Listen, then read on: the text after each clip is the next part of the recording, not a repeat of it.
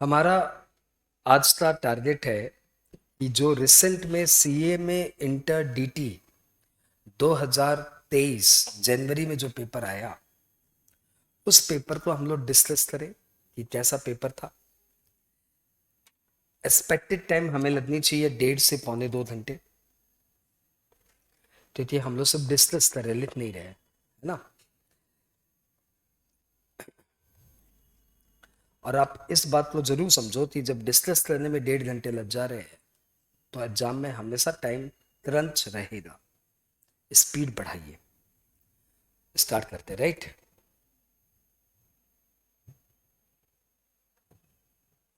सबसे पहले दिया हुआ है एमसीक्यू। पहले ये देख लो क्या दिया हुआ है स्टार्टिंग में। The figures in the margin on the right side indicated full marks wherever required the candidate may make suitable assumption and state same clearly in the answer। ठीक है। उसके बाद दिया हुआ है कि working note should form part of your relevant answers. ठीक है। एंड उसके बाद दिया हुआ है कि all questions relate to income tax at 1961, all questions relate to assessment year 22-23। ठीक है। आपके एग्जाम में 23-24 हो जाएगा unless otherwise stated।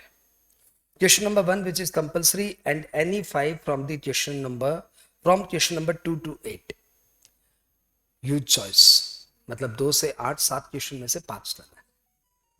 पहला तो एमसीक्यू ऐसे भी अपना रहता, फास्ट हो जाना। और इसके टिकिन टाकिन को ध्यान मत देना है, किसी बच्चे ने फोटो खींच के भेजा। Choose the most appropriate answer.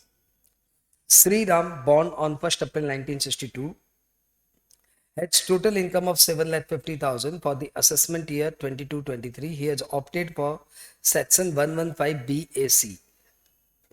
How much is his income tax liability including cess? कितनी इनकम है? 7,50,000। तो सिंस बंदे ने 115 बीएससी ऑप्ट किया है तो माना कि बंदा सीनियर सिटीजन है, लेकिन कोई बेनिफिट तो नहीं मिलेगा ना। हाँ, तो सीधा 7.5 लाख का टैक्स बता दो। 2.5 लाख पे नील, 2.5 लाख पे 5%, 12,500 और 5 लाख पे 10%, मतलब नेक्स्ट 2.5 लाख पे 10%। तो 37,500 प्लस सेस, 37,500 इंटू 1.04। मैंने कैलकुलेटर में कर लिया, आंसर आ गया 39,000। ठीक है। तो मेरा आंसर है इसमें ए। आगे बढ़ता हूं। ये 36,400 बच्चा क्यों सोच रहा है? लेट मी चेक, क्या गलती की होगी इसने। 25,000, 12,500, 37,500 तो यही हो गया। ठीक है, फाइनली 39,000। हाँ। Gupta, a salaried employee aged 56, has income from salary computed 4 lakh and short-term capital gain from sale of listed shares 1,50,000। What is the tax liability? तो टोटल गुप्ता साहब की इनकम है 5,50,000।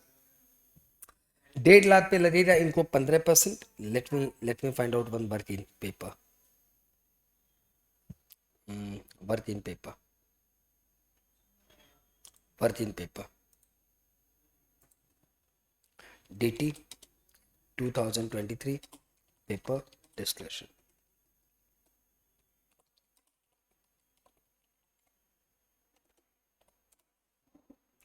तो फाइनली आपकी इनकम बताइए वापस से सर जी।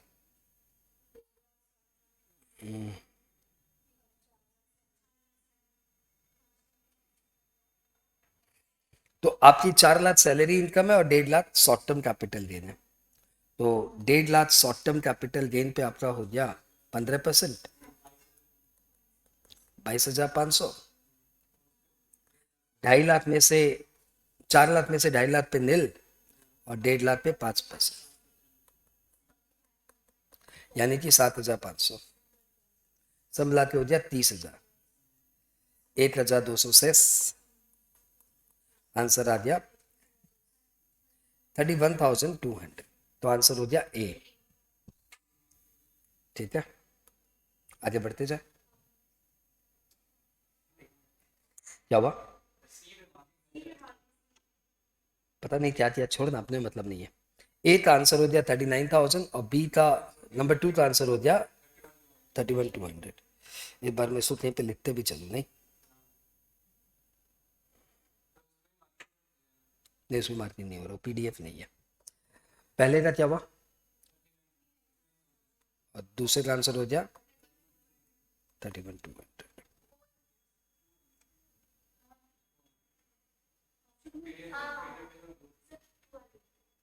ठीक है, 31,200 पहला हो गया। दूसरा देता हूँ, तीसरा करता हूँ।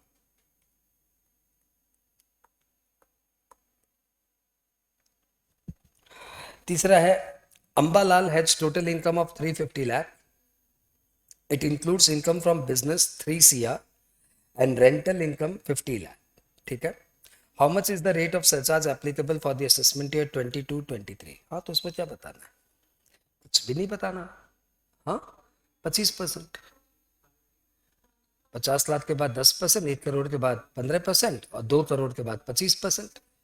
तो आंसर इज सी। तो भैया तो बहुत ही लॉलीपॉप था, तीसरे का answer C.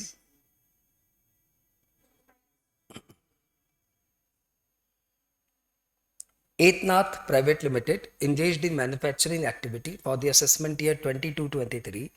Its total income is 50 lakh. It is eligible and had opted for section 115BAA. How much is the income tax payable by Etnath Private Limited? ठीक है, टोटल इनकम 50 लाख है। तो पॉइंट नंबर 4, 50 लाख के ऊपर 22% tax. 115BAA वाले company में 2 section है, 115BAA ये 22% ऑप्ट करते हैं और 115BAB ये मैन्युफैक्चरिंग कंपनी 15% ऑप्ट करती है।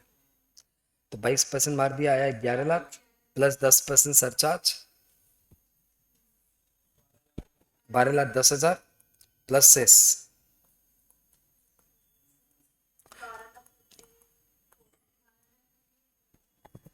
हाँ है, ऑप्शन है 12,58,400। तो आंसर हो गया ए। साथ में हो क्या? साथ में हो तो चौथे का आंसर आ गया ए। पांचवें में चले, पांचवें में चलो।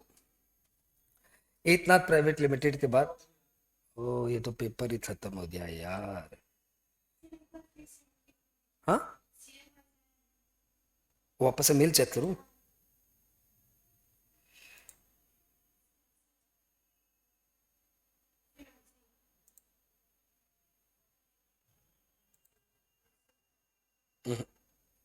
नहीं आया।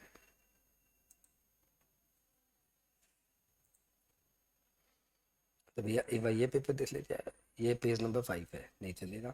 ये देख लीजिए, 7 ये भी नहीं चलेगा।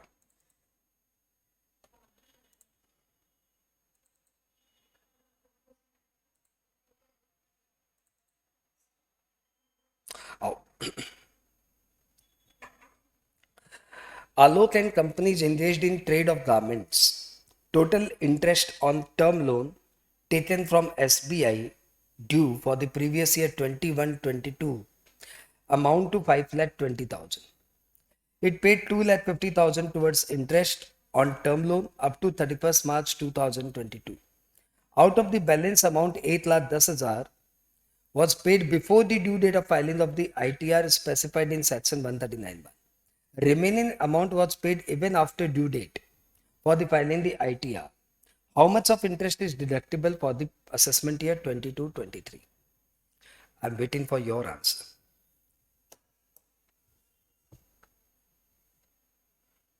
तुम्हारा समय शुरू होता है अब।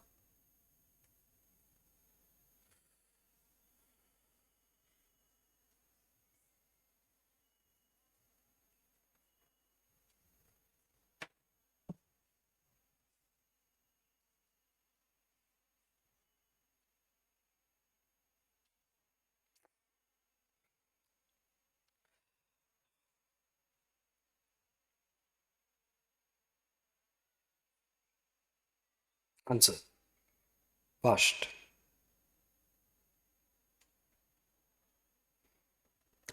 तुमने 8 मिनट से ज्यादा टाइम ले लिया। हाँ, एंड आंसर क्या बोला आपने? वो बोला ही नहीं।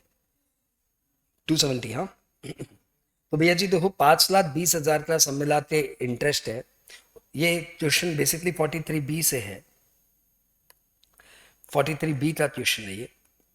आपने इंटरेस्ट कब तक पे किया भैया जी, रिटर्न फाइलिंग डेट के अंदर कितना पेमेंट किया? Total interest 5,20,000।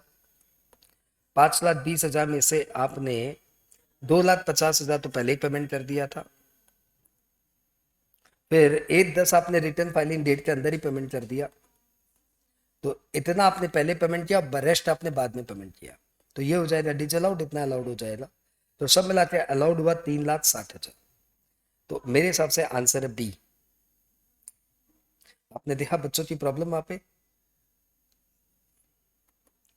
प्रॉब्लम ये होती ना कि समझ में नहीं आता कौन सा चैप्टर है। कौन सा चैप्टर था? 43B। क्वेश्चन नंबर 6 पढ़िए। Miss Mala is employed in X company limited. She wants interest free loan from the employer to meet some personal expenditure.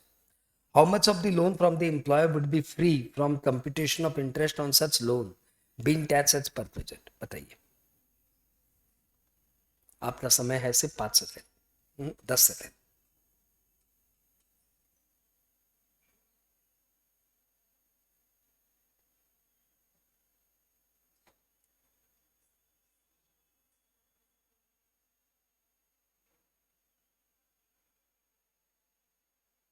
मैंने आपको 30 सेकेंड्स दिए। क्या आंसर बोला आपने? And answer is D, 20,000। Interest free loan 20,000 रुपया तक exempted है। Interest free loan 20,000 तक एग्जम्प्टेड है। 20,000 के बाद इंटरेस्ट फ्री लोन टैक्सेबल हो जाएगा। या हाँ हाँ। Number 7, Sangrama has tea estate in Assam. His income from growing and manufacturing tea for the year ending 31st March 2022 was 10 lakh. How much of the income shall be such income is agri income? आपका समय शुरू होता है अब, 30 second. मुझे answer बताइए। 6 lakh and answer is 6 lakh. 7 का answer हो गया as per section 33AB। 60% income आपकी एग्रो इनकम मानी जाएगी। अगला प्रश्न है question number 8। Doctor Rameshan received rupees 1 lakh as lifetime achiever award for rendering medical services from a social club. How much of such award is taxable as income? Total इनको award मिला 8 लाख, तो पहला answer है 8 lakh is fully taxable, B है nil, सी है 50% is taxable और D है 95,000 is taxable.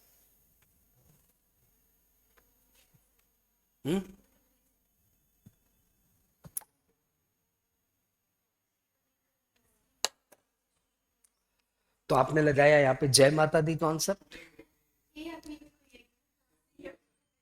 आपने जय माता दी कॉन्सेप्ट लगाया and answer is Section 1017A is the section which is providing full exemptions to those income which have been earned by a person by playing Olympic, Asiad और वो जो होता है ना कॉमनवेल्थ गेम, इसमें जो हमारे मेडल विनर है उन्हें जो प्राइज मनी मिलती है that is fully accepted under section 1017A। तो भैया ऐसा तो कुछ उन्होंने किया नहीं, ओलंपिक तो खोला नहीं। एक लाइफ टाइम अचीवमेंट अवार्ड है, वो तो आप चाहो तो मुझे भी दे सकते हो। नहीं, वो तो कोई भी किसी को भी दे सकता हो। जब भी मेरे को अपनी ब्लैक मनी व्हाइट मनी में कन्वर्ट करनी होगी, मैं तुम्हें बोलूंगा भाई ये ठो और फंक्शन ऑर्गेनाइज कर कला मंदिर में, ठीक है, सारा खर्चा मैं दूंगा, तुम ऑर्गेनाइज करना तुम्हारी संस्था के नाम से, और मेरे को 1 crore lifetime achievement award दे देना। और तुम मेरे को वहां पे दे देगा कि हम लोग सारे स्टूडेंट ने 1,000 रुपया कॉन्ट्रीब्यूट करके हमारे सर को 1 करोड़ का लाइफ टाइम अचीवमेंट अवार्ड दिया, तालिया, न्यूज़पेपर में खर्चा हुआ, सब सब मैंने कर लिया। मेरा तो 1 करोड़ ब्लैक से व्हाइट हो गया ना। हाँ, इसको क्या गवर्नमेंट एग्जाम्पशंस देने वाला है? कौन मुंद्रा जी, कौन लाइफ टाइम अचीवमेंट? चलो चुपचाप टैक्स दो। बात समझ में आई? तो आंसर हुआ फुल्ली टैक्सेबल। 8 का आंसर हुआ फुल्ली टैक्सेबल, ए। सब साथ में हो तो रेडी रहना भाई, बहुत जल्दी में तो ब्लैक मनी को व्हाइट मनी करना रहेगा, तो एक लाइफ टाइम अचीवमेंट अवार्ड अपने को करना रहेगा, राइट? ठीक है, वो सब खर्चा वर्चा मैं उठा लूंगा, बस तुम्हें मैनेज करना। सर हमारा मैनेजमेंट चार्जेस थप्पड़ मारूंगा चट्टे। हाँ, question number 9।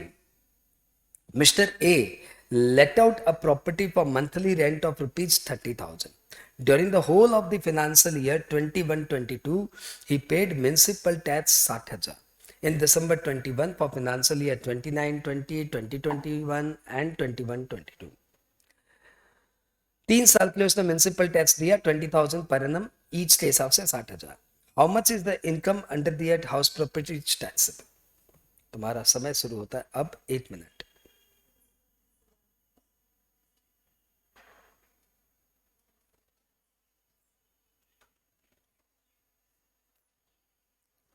and answer it and answer it. ये जूम वाले आंसर्स दे रहे हैं. ये जूम वाले तो चैट बॉक्स में कुछ आंसर ही नहीं दे रहे. ये तो हाल ही क्लास में बैठे हैं. ओ छी छी छी छी छी छी छी. ये तो सिर्फ क्लास में बैठे हैं. And answer it.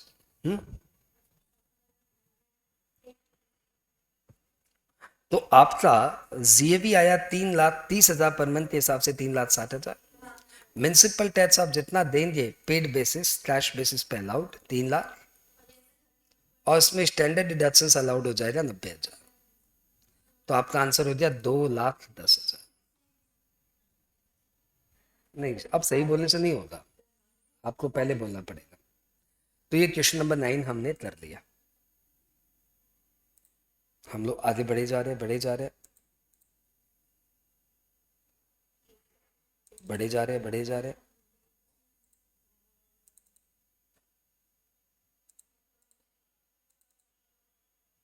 वाह, अब समझ में आ गया ना. Question number 3. Question number 10.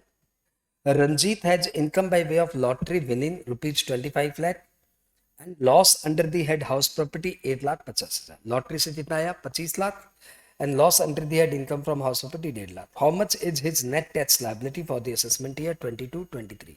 तो हमारे पास समय है सिर्फ 30 सेकेंड.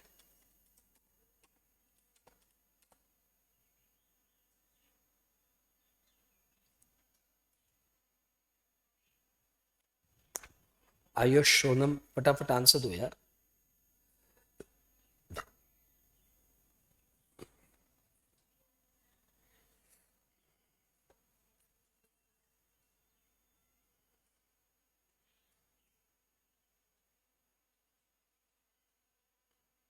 कितना आया?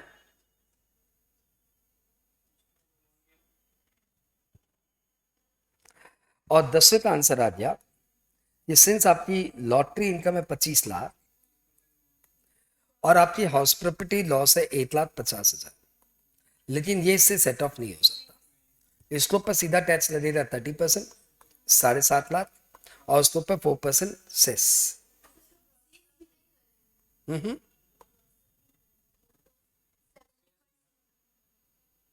वो तो इनकम दिया हुआ है ना, लॉटरी रिसीव थोड़ी दिया हुआ है.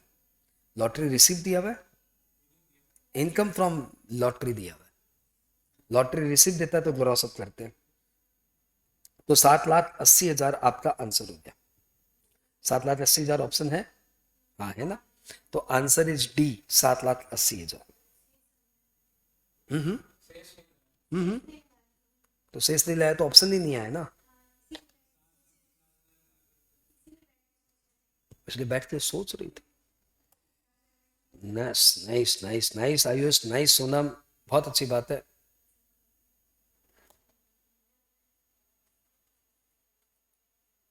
बहुत अच्छी बात है, बहुत अच्छी बात है. बैठ के सोच रहे थे, बहुत अच्छी बात है. आगे आ जाते. अगला पॉइंट है क्वेश्चन नंबर, ये अगला पेज कैसे आ गया? मैं तो 3rd नंबर पेज में था. 3rd नंबर पेज में था ना मैं तो.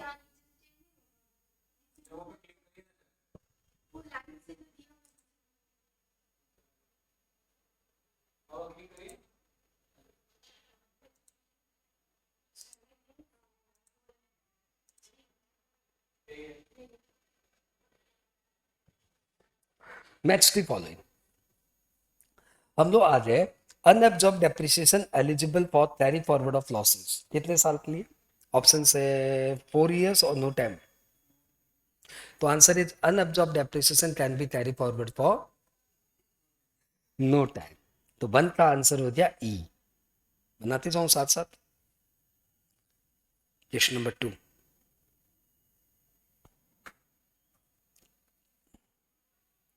1 का आंसर हो गया ई। दूसरा, loss from speculation business eligible for carry forward. अब तो एक ही ऑप्शन है, 4 साल। Speculation loss can be carry forward for 4 साल। Deductions of entertainment allowance for government employ कितना है? 5,000, 1,50,000 की 2 लाख। तो आंसर है ए। 3 का आंसर हो गया A. Maximum deduction under section 80 EEA individual की इकलौती अफोर्डेबल हाउस, हाँ, कितना? 2 लाख की 1.5 लाख? Answer is 1.5 lakh. तो 4 का B. Maximum loss under the head house property eligible for set off against other income. तो आंसर है 2 लाख। तो 5 का सी। तो ये भैया हमारे क्वेश्चन नंबर 2 का आंसर हो गया। सब साथ में हो। क्वेश्चन नंबर 2 नहीं है ये, 1 का ए, 1 का बी है। ठीक है। State whether following statement are true और फॉल्स। आपको बताना है ये स्टेटमेंट सही है कि गलत। When a person stays less than 182 days in India, yet all his income accrued in India is taxable. True or false? And answer is true. Obviously true. First it's true. दूसरा बोला जा रहा है individual can not claim 2 residential house property eight self occupied.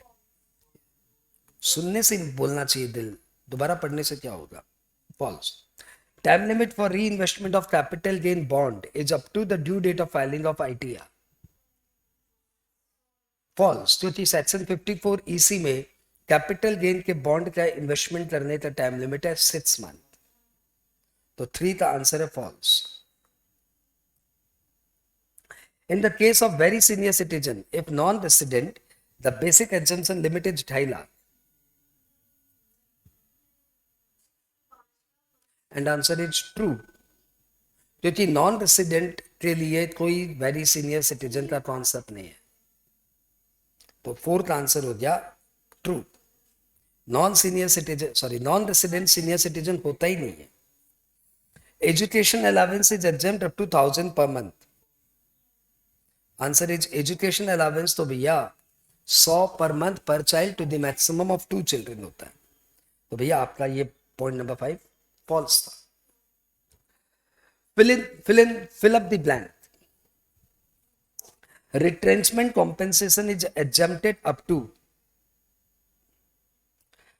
D का 1। Retrenchment compensation is exempt up to,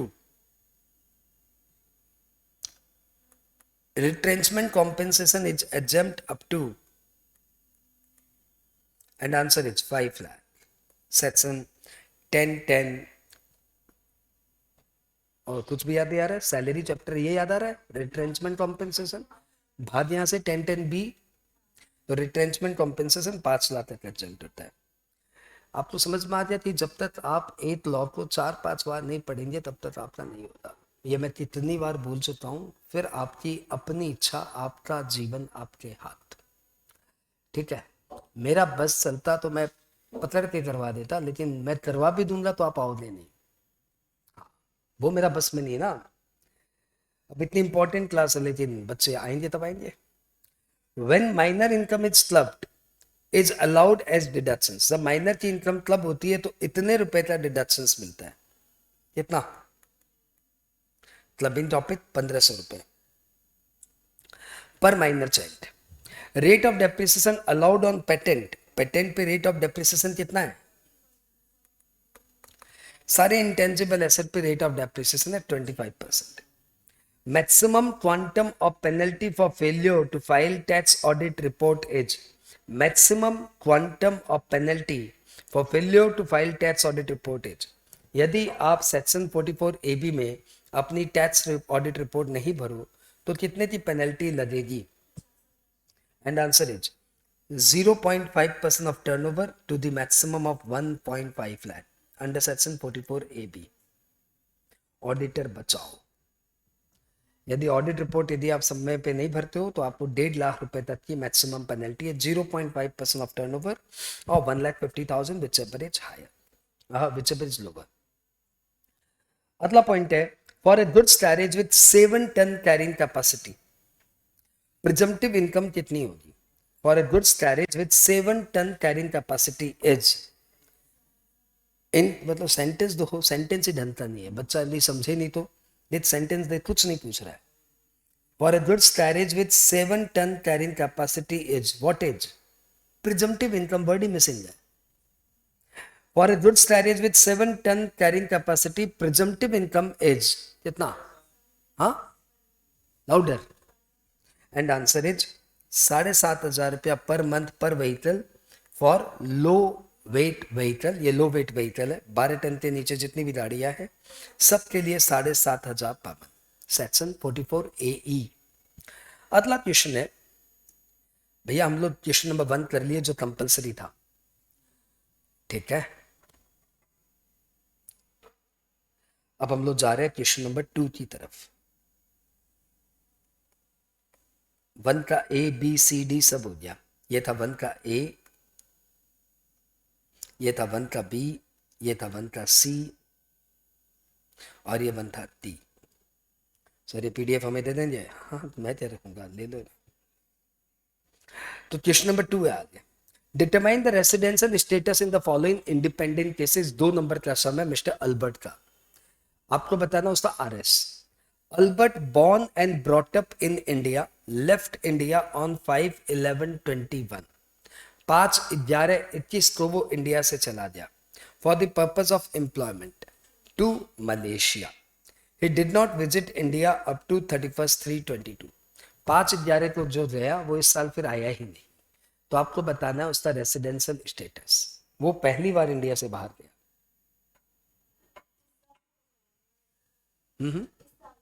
obviously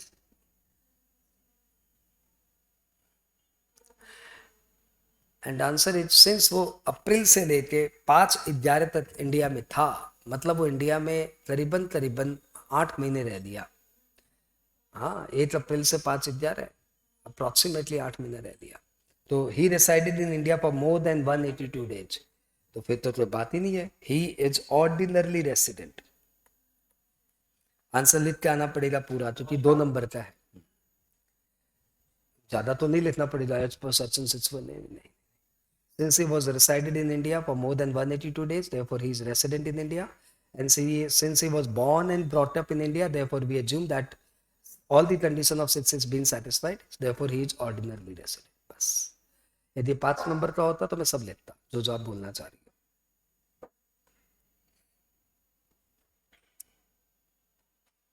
आओ, Chandar bond, ये भी 2 number के लिए है। चंदन बॉन्ड and brought up in India was employed in Singapore since 1417। एक चंदन है जो इंडिया में ही पैदा हुआ, इंडिया में ही बड़ा हुआ, वो सिंगापुर में काम कर रहा है 8/4/17 से। He stayed in India in every financial year 70 to 80 days। वो हर फाइनेंशियल ईयर में 70 से 80 दिन इंडिया में रहता है। तो बताओ क्या है वो, तो बताओ वो क्या है?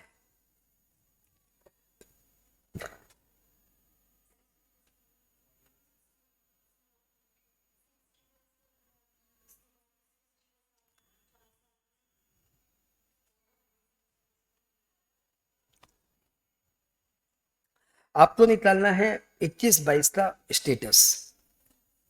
21-22 में यदि वो 70-80 दिन रहा तो 60+ डेज वाली कंडीशन सेटिस्फाइड। लेकिन पिछले 4 सालों की बात करें,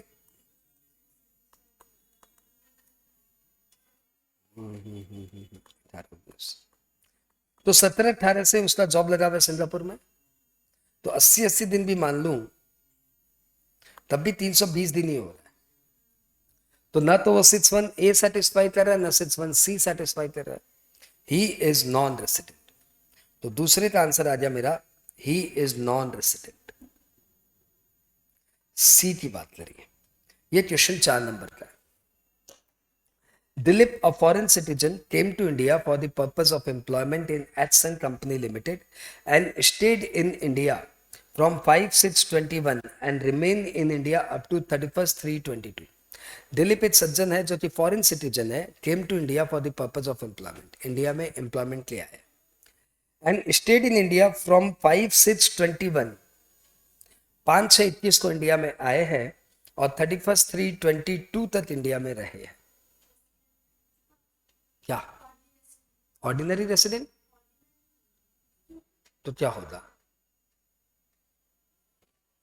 एंड आंसर इज, देखो ये क्वेश्चन 4 नंबर का है, तो यहाँ पे आपको पूरा प्रवचन लिख के आना पड़ेगा।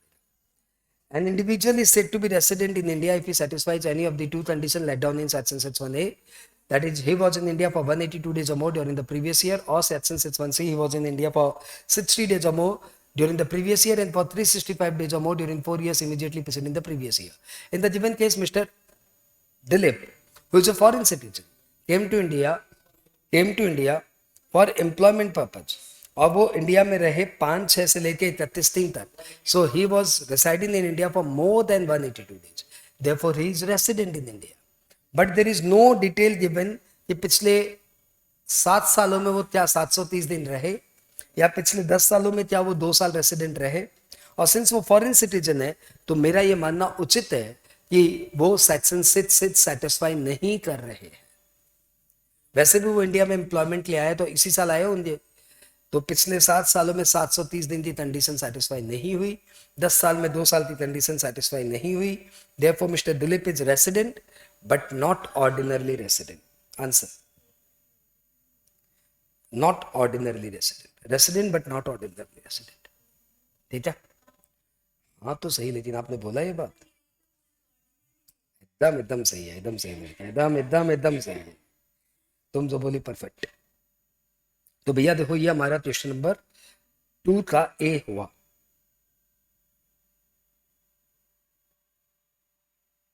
आओ अब हम लोग आ गए 2 के बी में. स्पीड थोड़ी सी पिकअप हो रही है अपनी. Nice. Amar, a resident has following property which is let out during the financial year. Amar भाई साहब है, उनकी 3 प्रॉपर्टीज है, HP 1, 2, 3. Actual rent 3 lakh, 3,30,000, 3 lakh. House property 3 was vacant for 2 months. ध्यान रखेंगे. ग्रॉस म्युनिसिपल वैल्यू है 240, 3 लाख, 330. ठीक है. Fair rent 270, 330, 3 lakh. ठीक है. Standard rent 210, 270, 420. Very good. फिर क्या है? फिर municipal tax, sewerage tax, water tax, interest on money borrowed. तो भैया देखो, इस तीनों ही प्रॉपर्टी लेट आउट है. चूहा समय, तीनों ही प्रॉपर्टी लेट आउट है. तो फिर आपको कोई डिसीजन नहीं लेना, सिर्फ कंप्यूटेशन करना है. तो आओ फटाफट कंप्यूटेशन कर देते. HP 1, बोलो बोलो क्या बोल रहे हो? 7 मार्क्स. HP 1 3 लाख है एक्चुअल रेंट, GMV है, ग्रॉस म्युनिसिपल वैल्यू है 240, पेरेंट है 270. तो भैया हमारा तो ARR आ गया 3 लाख, मतलब GMV आ गया 3 लाख. Less municipal tax, water tax, sewerage tax. कुछ दिया हुआ है क्या? आपको दिया हुआ है municipal tax 10%, 10% of municipal value. Amar की जो प्रॉपर्टी कहाँ है, ये कुछ नहीं दिया, तो सिटी का नाम भी नहीं दिया, तो GMB NMB भी नहीं करना है. तो 10% of gross municipal value 24,000, sewerage tax 14,000 और वाटर टैक्स 5% ऑफ 24,000 12,000. तो 24,000, 14,000, 12,000, 24, 38, 50, 250. ठीक है. साथ में 24A 75 और 24B. इंटरेस्ट कुछ दिया भाई क्या? I doubt. Interest on money borrowed 1,05,000, ये हो जाए 70,000. HP 2 की बात करूं, साथ में हो 3,30,000 है एक्चुअल रेंट, और यही सबसे ज्यादा है ना. RER हो गया 270 और ARR हो गया 330. ठीक है. 330 में अपने GAV लिख लेते 330. थोड़ी सर हैंड राइटिंग ठीक करिए, अच्छी बात है, कर देता हूं बस.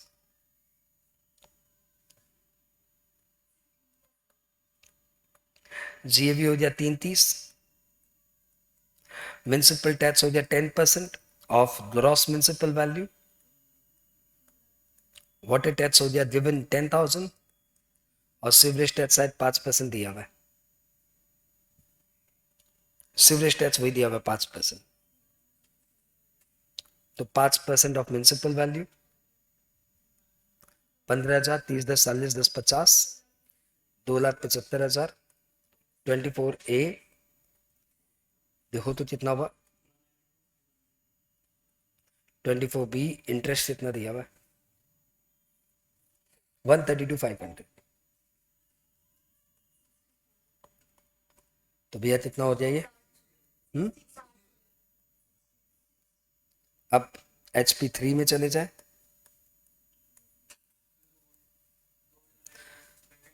तो इसका स्टैंडर्ड, इसका सॉरी इसका RER हो गया 330, नजर आ रहा है, RER हो गया 330, नजर आ रहा है क्या, RER हो गया 330, ठीक है, और ARR हो गया 3 लाख, लेकिन step 2 is less than 1 because of vacancy period, vacancy नहीं होता तो हमारा ARR होता 360, ऐसे में GAV मानेंगे 3 लाख, 3 लाख, और फिर म्यूनसिपल, चलो ठीक है, 3 लाख, म्यूनसिपल टैक्स कितना था, 15% था, तो 33,000, 10% ऑफ, देख लो यार, 10% ऑफ 330, 15,500 शायद वाटर टैक्स होगा, अच्छा सीवरेज टैक्स होगा, और वाटर टैक्स से 5%, 16,500, साथ में हो गया 16, 15, 31, 32, 35, 65, 235, 24A, 69, 70.5, हाँ बोलो, और इंटरेस्ट ऑन लोन है 165.5, कितना आया, 1,000 लॉस, तो भैया पहली प्रॉपर्टी से इनकम आई 70,000, दूसरी प्रॉपर्टी से इनकम आई 60,000, और तीसरी प्रॉपर्टी से आया लॉस 1,000, तो ये हो गया 129, तो भैया मेरा आंसर हो गया 129,000। हाँ, एग्जाम में थोड़ा GAV का वर्किंग देना पड़ेगा, और तो मुझे नहीं लगता कुछ खास। क्वेश्चन नंबर 3 का A में आ गया, आपके सामने है 8 पेज में। Shri Manas finance manager of light in company furnish the following details, basic salary दिया हुआ है, dearness allowance 50% on basic salary दिया हुआ है, not forming part of retirement benefit दिया हुआ है, ट्रांसपोर्ट अलावेंस पर मंथ दिया हुआ है, बोनस पर एनम दिया हुआ है, कमीशन फॉर द ईयर दिया हुआ है, refreshment during the office hour, cost to employer 27,000 दिया हुआ है, rent free accommodation provided by the employer at Kolkata, furnishing furniture fittings in the rent free accommodation, original cost 4,80,000, medical facility in clinic established maintained by the employer, estimated cost in case incurred outside clinic 65,000, gardener provided for maintenance of the garden, salary of the gardener 36,000, motor car of the employer was sold to Manas for rupees 5 lakh in August 2021, the car was acquired on 1/6/18 for 11,50,000, compute the salary। मेरे हिसाब से छुआ समय, हाँ lollipop कुछ नहीं है, मतलब कोई ट्रिक है ही नहीं। Question number 3, salary,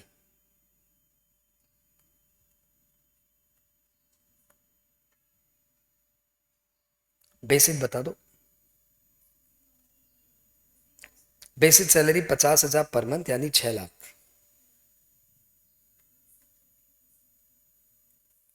DA 50% of basic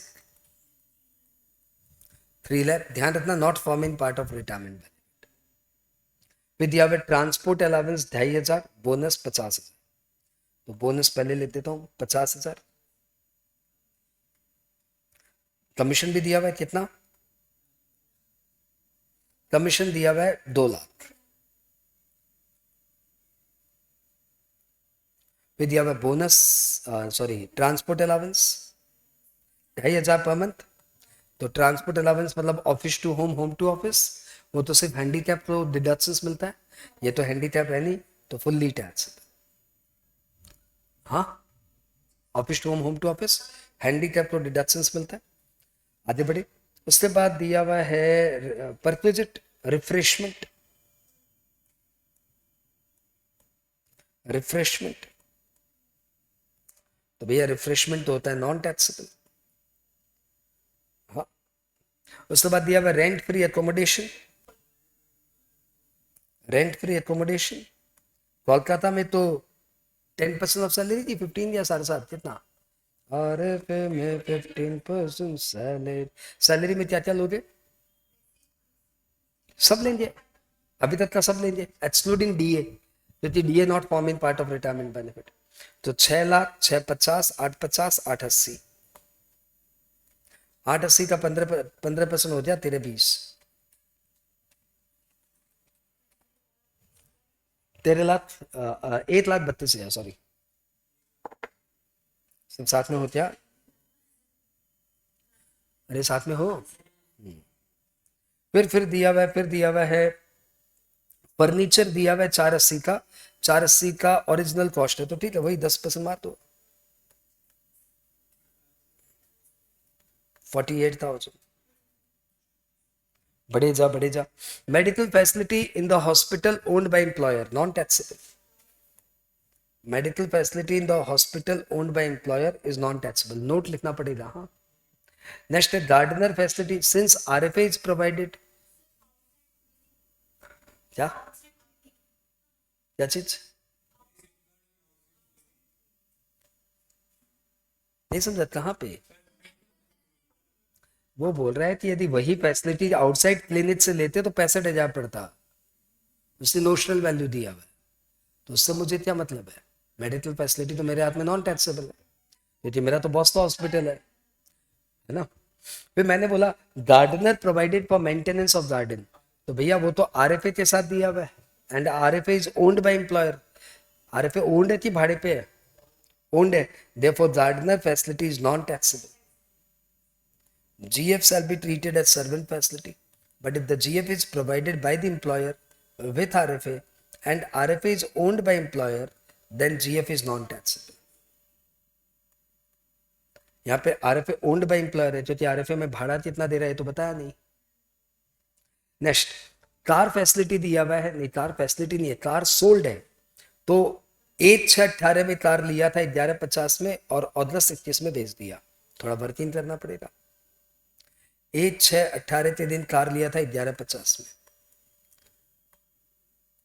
तो 1/6/19 के दिन 20% डेप्रिसिएशन मारो, 11/50 का 20%, 2/30, कार की वैल्यू हो गई 9,20,000। फिर 1/6/20 के लिए फिर 20% डेप्रिसिएशन मारो, 18/1/84,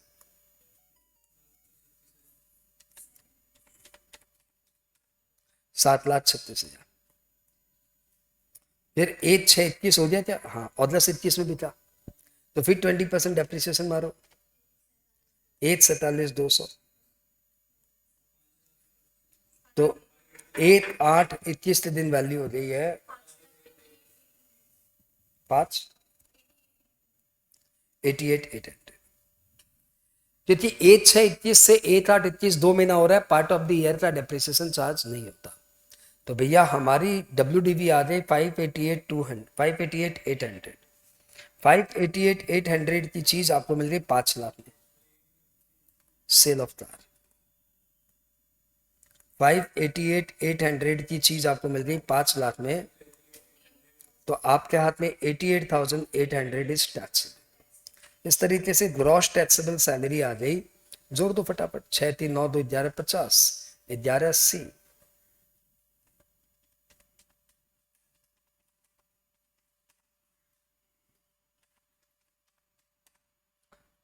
14,48,800। अभी स्टैंडर्ड डिडक्शंस देना भूलना मत, 50,000,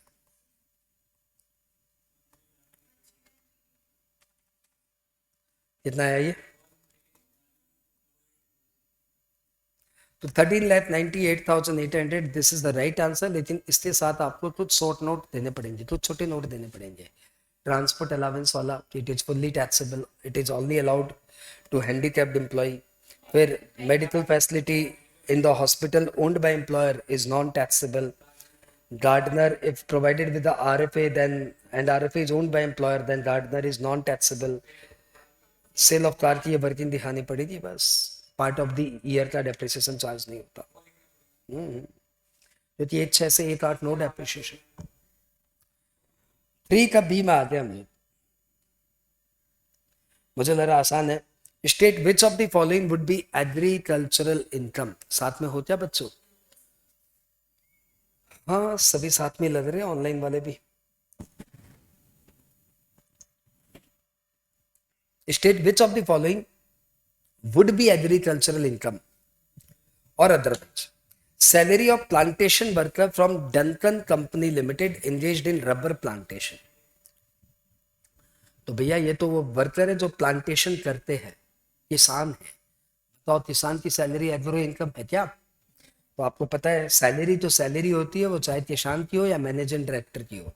salary is non agro income. तो 3 का बी का 1 आया नॉन एग्रो इनकम। दूसरा पूछिए। दूसरा, interest on loan given to Ram, अच्छा sorry, royalty income from Orissa coal mine. तो कोल माइन की रॉयल्टी इनकम, जीएसटी बीच में मत डालो, हाँ। Interest on loan given to Ram poultry farming, न तो इंटरेस्ट एग्रो इनकम है ना पोल्ट्री फार्मिंग एग्रो इनकम है। क्या सोच रहे हो ठाकुर? Non agro income.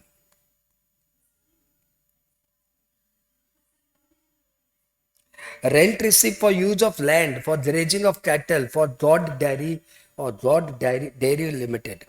कोई डेयरी लिमिटेड है, मतलब डेयरी फार्मिंग का कामिंग है, उसके लिए आप इस गायों को चरने के लिए जमीन दिए हो। नॉन एग्रो इनकम, कोई सेंस ही नहीं है। जो तुम्हारे साइकोलॉजी से खेल रहा है, उसे पता है बच्चा 3 नॉन एग्रो लिखने के बाद उसका मन नहीं मानेगा नॉन एग्रो लिखने का। ये तुम्हारी साइकोलॉजी से खेल रहा है, वो लोग बहुत होशियार होते हैं। Point number 5, income from sapling and seedling grown by सौंदर्य नर्सरी, एग्रो इनकम। तुम्हें भी चैन में चैन आया, चलो ये तो एग्रो है, ये तो राइट है। Rent from farm house in the midst of agricultural land receive by mister Banerjee.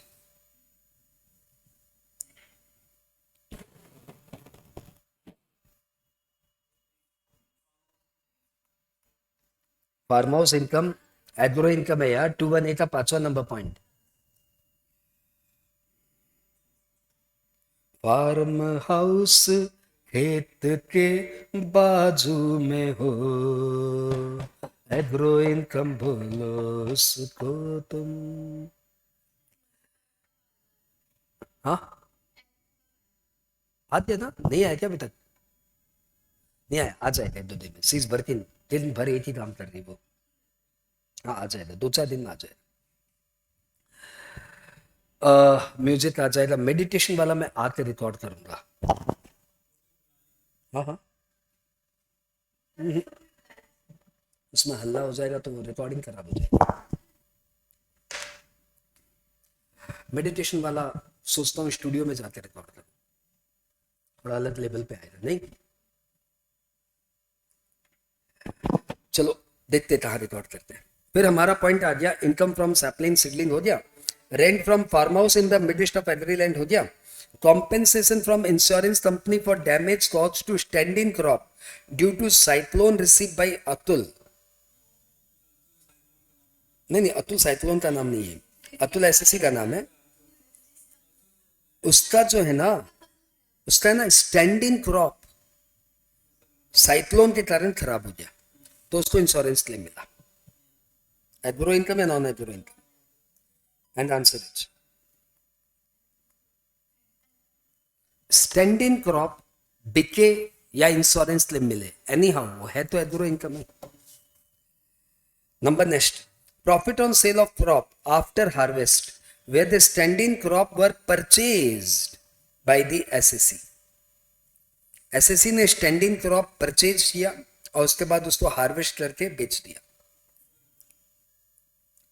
And answer is,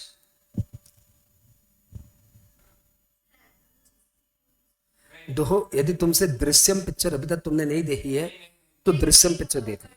Drishyam 2 picture का एक गाना है कि आदमी बोलता क्या है उससे मतलब नहीं है, वो देखता क्या है, उसकी इमेजिनेशन क्या है, इंपॉर्टेंट है। तो आप बोल क्या रहे हो उससे मुझे मतलब नहीं है, आपके आगे दृश्य क्या बन रहा है, तो रात के आगे अंधेरा है तो बर्बाद हो आप। आंख के आगे अंधेरा और कान में सन्नाटा, बर्बाद। आपके आंख के आगे इमेज क्या बनी जब आपने ये लाइन पढ़ी कि हमारा एसएससी मार्केट से रेडीमेड प्लांट खरीद के उसको काट के बेच रहा है, ग्रो इनकम है क्या? अब तुम्हारा दिमाग तुम एकदम जहन तक, यहां तक तुम्हारे अंदर घुस घुस से तुम्हारे है, बेसिक ऑपरेशन करेगा तो एग्रो इनकम माना जाएगा, खाली सब्सिक्वेंट करेगा तो एग्रो थोड़ी माना जाएगा। ये तुम्हारी आत्मा तक है, ये तुम्हारा इमेजिन नहीं कर रहे हो। डार्क में फिर एक तीर मार दो, जय माता दी, एग्रो ही होगा। And answer is non agro income, तीर नहीं लगा। जय माता दी तो बदनाम मत करो तुम लोग। हाँ, देखो दीवानो तुम ये काम न करो, राम का नाम बदनाम न करो। पॉइंट नंबर 4 में आ गया, पेज नंबर 4 में आ गया। 3 हो गया। अरे तब तो खत्म होने वाला यार। हम लोग आ जाए क्वेश्चन नंबर 4 के ए में। अरे कितना छोड़ना यार, कर लेंगे जितना भी है, हो रहा है यहां तक। हाँ, 4 के ए में ध्यान रखना, तुम कहाँ रिवाइज करके आए हो, कोई भी तुम ठीक ठाक कर रहे हो।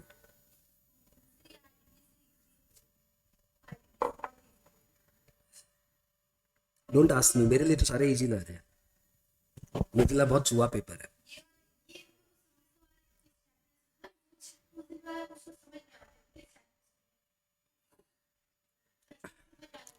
क्वेश्चन नंबर 4 के ए में इस विषय पे कल चर्चा करेंगे अपने,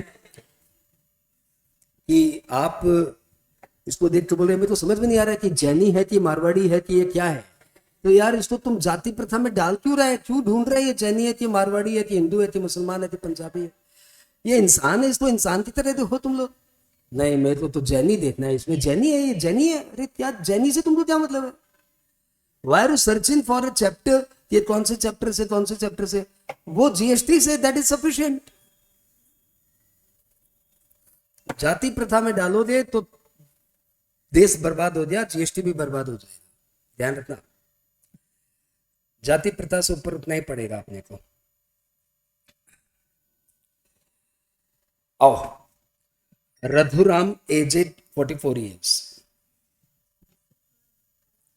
बड़ा करूं, फीस एक्स्ट्रा बड़ा करने थी।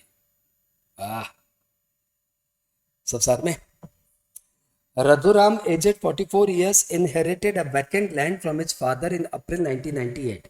जब वर्ड चलते हैं और साथ साथ इमेज बनती है, मतलब आपका ब्रेन परफेक्ट है। मैं तुम्हें बताऊंगा ब्रेन की साइकोलॉजी, बुद्धा माइंड पावर।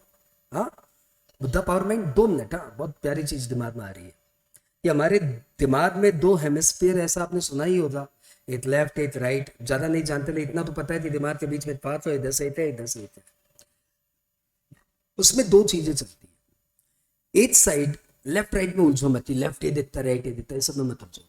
एक साइड है ना जो लिटरेचर पकड़ता है, और दूसरा साइड जो है ना वो इमेजेस पकड़ता है। इमेज वाला ब्रेन स्ट्रांग होना बहुत जरूरी है, सब ऐसा ही बोलते हैं। लिटरेचर वाला ब्रेन अच्छा नहीं है, लेकिन इमेज वाला ब्रेन साउंड है, तब भी आपका काम चल जाएगा। बहुत सारे लोग ऐसे होते हैं चौथी फेल, लेकिन काम बड़े बड़े कर देते हैं।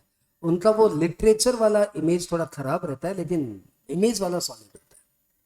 और बहुत सारे बंदे ऐसे होते हैं जो जिनका लिटरेचर भी साउंड है और इमेज भी साउंड है, वो परफेक्ट होते हैं, वो होते हैं आइंस्टाइन।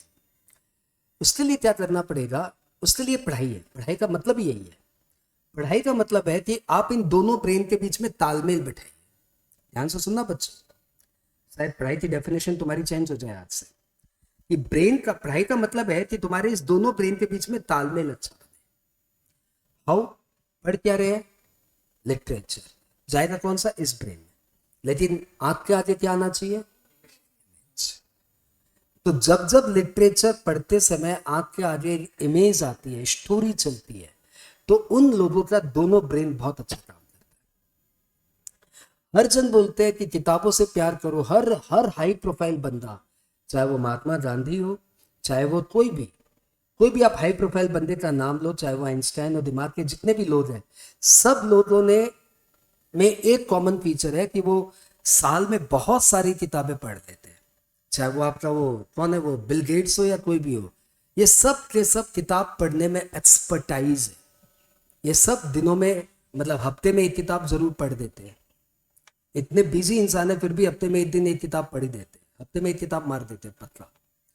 ऐसा वो लोग इसलिए करते हैं क्योंकि इनका ये दिमाग और ये दिमाग का लिंक सॉलिड चले। ऑब्वियसली वो लोग अपने मतलब की किताब पढ़ते हैं। और हमारा तो अभी धंधा ही है, वी आर स्टूडेंट, और हमारा तो धंधा ही है किताब पढ़ने का। उनका तो धंधा है सॉफ्टवेयर का, फिर भी वो किताब पढ़ रहे हैं। और सोचो हमारा तो धंधा ही है किताब पढ़ने का। We are occupied for for reading the books, और हम उस ऑक्यूपेशन को प्यार नहीं कर रहे। What we need to do, इसको पढ़ते समय यदि इमेज चल रही है दिमाग के आगे, तो आपका ब्रेन डेवलप होते जा रहा है, होते जा रहा है। और इसको पढ़ते समय आपके आगे अंधेरा है, तो आपका ब्रेन सड़ा हुआ है, सड़ा हुआ है, सड़ा हुआ है। तो जब भी आप लिटरेचर पढ़ो और आपको कुछ दिमाग में अंधेरा आ रहा है, तो उठो, मुंह धो लो भाई, थोड़ा सा फ्रेश हो जाओ, 30 सेकंड के अंदर वापस बैठ जाओ और फिर से पढ़ो। पढ़ते समय आपके आगे इमेज बननी चाहिए, मतलब ये दोनों ब्रेन का कनेक्टिविटी सॉलिड चल रहा है। हाँ ठीक है। क्लास 4, 5, 6 के टीचर से पढ़ाए यार। माना के कॉलेज में पढ़ना चाहिए, लिखना चाहिए। उसने आगे गाना बनाया, रोमांस का भी एक पीरियड होना चाहिए। अरे भैया हमें तो बोलना था कि ब्रेन के ऊपर भी एक पीरियड होना चाहिए। चलो ठीक है। Raghuram inherited a vacant land from his father in April 1998। मेरे हाथ के आगे इमेज बनी कि रघुराम जी के पिताजी की डेथ हो रही है और वो अपने बेटे को जमीन का पुर्जा देते हुए जा रहे हैं, बेटा ये प्रॉपर्टी आज से तेरी। The land was acquired by his father in January 1990। उन 8 साल पहले उन्होंने जमीन ली थी, सोचो, जस्ट 8 साल पहले, 5 लाख में। The fair market value of the land as on 1401, आज उस जमीन की कीमत उनके पिताजी के देहांत के बाद 25 लाख रुपए हो गई है, 1/4/2001 को। Raghuram entered into an agreement for sale of land in January 21, 20 साल बाद 2021 को रघुनाथ ने रघुराम ने वो जमीन का कोई बेचने का एग्रीमेंट किया और एडवांस मनी ले लिया 5 लाख। लेकिन this amount was forfeited since the party did not complete the transaction. तो वो एडवांस मनी जो 5 लाख मिला था वो फॉरफिट हो गया। कहानी चल रही है, दिमाग में पिक्चर बन रही है, स्टोरी बननी चाहिए। Again Raghuram looked for a buyer and found one Satish, एक दूसरा मिल गया उसको, Satish, interested in the property. आओ Satish sir. The sale consideration was fixed at 200 lakh, 200 lakh में सेल का कॉन्ट्रैक्ट हुआ। White agreement made in December 21, दिसंबर 21 में एग्रीमेंट हो गया। It was sold and the document was registered in March 22. दिसंबर में एग्रीमेंट हुआ, मार्च 22 में सारे पेपर बनते, डीड बन गई। Brokerage on sale 1%. The stamp duty value of the land on the date of sale was 215 lakh. Nice. Raghuram acquired a residential building at Chennai for 180 lakh in May 22. आपको index दिया हुआ है, बोला हुआ capital gain निकालो। मेरा तो निकल गया, तुम्हारा निकला क्या? मेरे दिमाग में पूरा बन चुका है क्योंकि मैंने इसको प्यार से पढ़ा, ब्रेन को दिमाग में रखते हुए पढ़ा। सेल कंसिडरेशन 21-22 में रघुराम के हाथ में। हाँ तो भैया जी इसने बेचा है 215 में, लेकिन स्टैम्प ड्यूटी बेचा है 200 में, लेकिन स्टैम्प ड्यूटी वैल्यू 215 है, तो क्या करूं, 200 की 215, विच एवरेज? And answer is 200। क्योंकि स्टैम्प ड्यूटी वैल्यू यदि 10% हाई है, यदि स्टैम्प ड्यूटी वैल्यू 10% तक है, तो फिर स्टैम्प ड्यूटी वैल्यू के विद इन रेंज इग्नोर कर दो स्टैम्प ड्यूटी वैल्यू को। 110% वाली बात याद आ गई। Less expenditure on transfer, brokerage 1%, 198। Net sale consideration index cost of acquisition कितने में लिए थे प्रॉपर्टी? 5 लाख में। मतलब ऐसे तो पप्पा जी से प्रॉपर्टी आई थी, लेकिन पप्पा जी ने तो बहुत कम में ली थी। 1401 के दिन वैल्यू है 5 लाख, दिया वैसे में दिखाऊं कि याद है? 1401 के दिन वैल्यू है 5 लाख, तो अभी इंडेक्स है 331 शायद, क्या दिया हुआ है 317। हाँ हाँ, अच्छा ऐसा देख ले। हाँ, the fair market value of the land as on 1401 was 25 lakh. Thank you दोस्त, बचा लिया तूने। तो 25 लाख, 317/100, 25 लाख इंटू 3.17, 79.25। और ये आ गया लॉन्ग टर्म कैपिटल। और इनकम फ्रॉम अदर सोर्सेज में आ गया एडवांस मनी प्रॉफिटेड 5 लाख। हम्म हम्म और ये आ गया 198 माइनस कर दो तो ये आ गया 118.75। अरे अरे रह गया सम 54 में उसने प्रॉपर्टी। अच्छा इसको हटा दो, ये क्लियर है ना? Advance money profited other sources, और फिर इसने प्रॉपर्टी भी ले लिया। कितने में लिया? नहीं नहीं, 180 लाख। ये तो क्या है?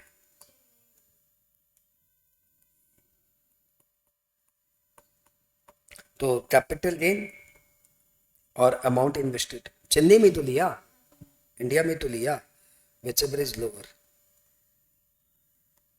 तो 118 point sorry 0 will be the long term capital gain, taxable long term capital. तो taxable long term capital gain हो गया 0। 54B 54 में डिडक्शन हो गया 118.75। और सब कुछ नॉर्मल यार। बहुत सारे नोट बनेंगे। स्टैम्प ड्यूटी वैल्यू आपने क्यों इग्नोर किया? आपको देना पड़ेगा। और प्रॉपर्टी गिफ्टेड आई है,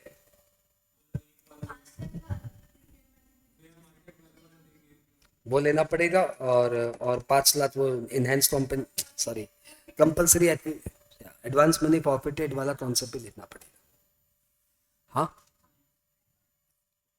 कितने मार्क्स का था ये? डिजर्विंग 7 नंबर का है, तो 2 नंबर तो मिलेंगे एडवांस मनी प्रॉफिटेड वाले के लिए। 5 नंबर में स्टैम्प ड्यूटी वैल्यू का नोट लिखने के लिए 1 नंबर मिल जाएंगे।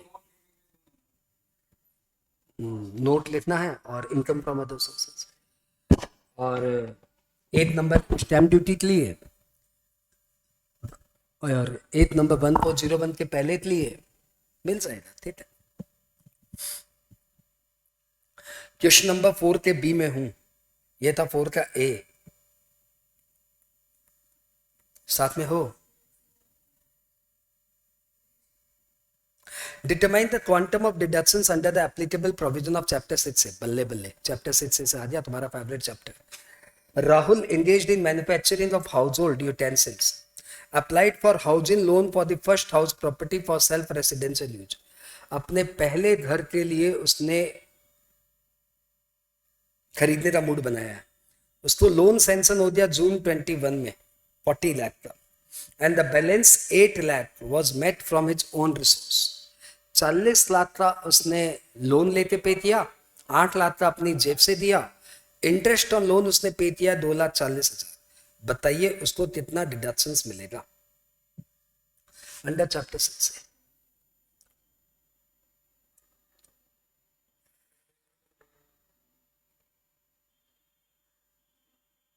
एक बच्चा बोल रहा है 1.5 लाख। हाँ, 90। एक बच्चा बोल रहा है 90।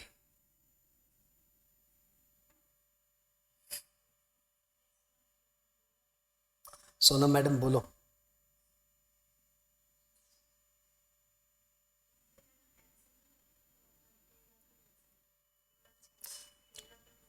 डेढ़ लाख आपसे वाले इतना पूछा जा रहा है कितना डिडक्शंस मिलेगा? 1.5 लाख। तो इतना क्या फटबाजी मारी थी मैडम, पहले बोल दी थी। एंड आंसर इज नील, क्योंकि जहां आपने पढ़ा है उसका सेक्शन का नाम है 80EEA, और 80EEA में दिया हुआ है कि the house should be the affordable house, individual का इकलौता अफोर्डेबल हाउस। और अफोर्डेबल हाउस की वैल्यू 45 लाख से ज्यादा नहीं होनी चाहिए। और ये घर जो है ना, ये 48 लाख का घर है। The law language is the stamp duty value of the house must not exceed 45 lakh. In the given case, the person has paid 48 lakh. So we are assuming that the stamp duty value is 48 lakh. Since the stamp duty value is more than 45 lakh, therefore he is not eligible for ATEEA. पहला, यदि इसका stamp duty value 45 lakh के अंदर भी होता है ये house, तब भी इसका आंसर 1.5 लाख मुझे डाउट है, क्योंकि ये घर उस बंदे ने सेल्फ ऑक्यूपेंसी के लिए लिया है।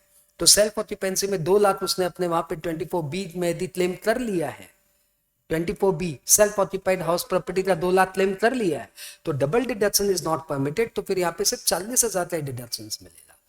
लेकिन यदि वहां पे 2 लाख का डिडक्शन नहीं लिया है तो यहाँ पे 1.5 लाख का डिडक्शन मिल जाता, provided value of the house 1.5 lakh के 45 लाख के अंदर होती। तो लेकिन यहाँ तो ये सब बात ही नहीं आ रही है, ये तो टीचर एक्सप्लेनेशन है। Answer is nil because the value of house is more than 45। I hope Sonam तो क्लियर हुआ। क्वेश्चन नंबर 2 में आते हैं। प्रमोद एम्प्लॉयड, भैया वो लिख दीजिए ना निल। हाँ लिख देता हूँ। 8 का बी निल, 4 का B nil. Since value of house is more than 45 lakhs.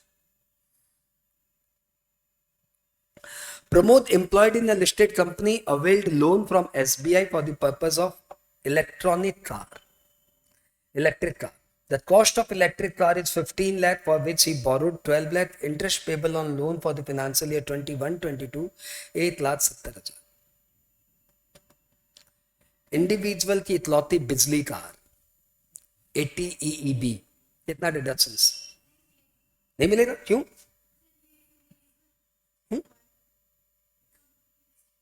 तो Pramod employed in a listed company availed from SBI for the purpose of electric car. तो प्रमोद ने तो लोन लिया, कंपनी ने कहां लिया?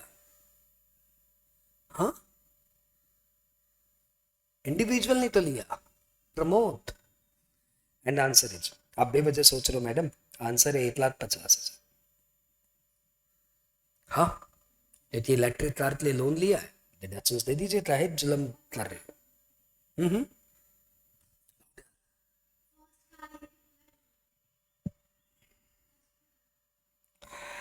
इलेक्ट्रिक कार तो मैडम इन दिनों में जो भी ले रहे हैं सबका फर्स्ट ही मानो, है ना। प्रीति private limited contributed 5 lakh to an electoral trust and incurred 90,000 on advertisement in brochures of a recognized political party.